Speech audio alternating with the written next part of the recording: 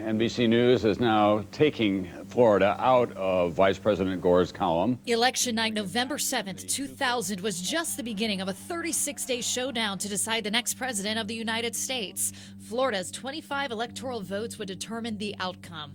Vice President Al Gore nearly conceded to then Texas Governor George Bush's narrow early lead, but instead prepared for battle. As if he has actually called George W. Bush and taken back his concession phone call. 2 days later, Gore's campaign called attorney David Boies, asking whether I could come down to Florida for a couple of days and be available to argue if the case went to the Florida Supreme Court. Got a copy of the Florida election code, read it on the plane coming down, expecting to be down there for a couple of days, taking one extra shirt, and ended up being down there for almost 30 days. What were they asking you to argue for them?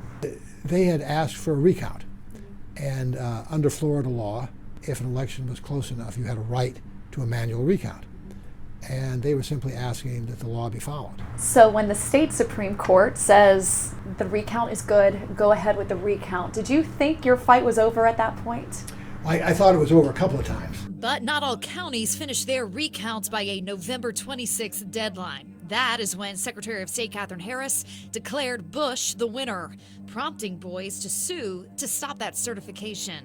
The Florida Supreme Court agreed with Boies, allowing undervotes to still be counted, those that didn't register a presidential vote. The 12th of December, the year 2000, the U.S. Supreme Court has just released its ruling.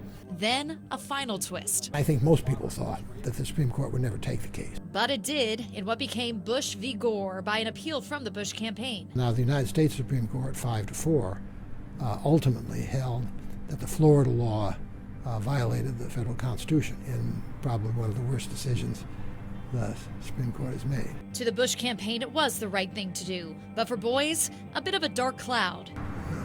For one thing, I lost. And a case he says the court should have never taken. Justice Stevens said, we may never know who the winner really was.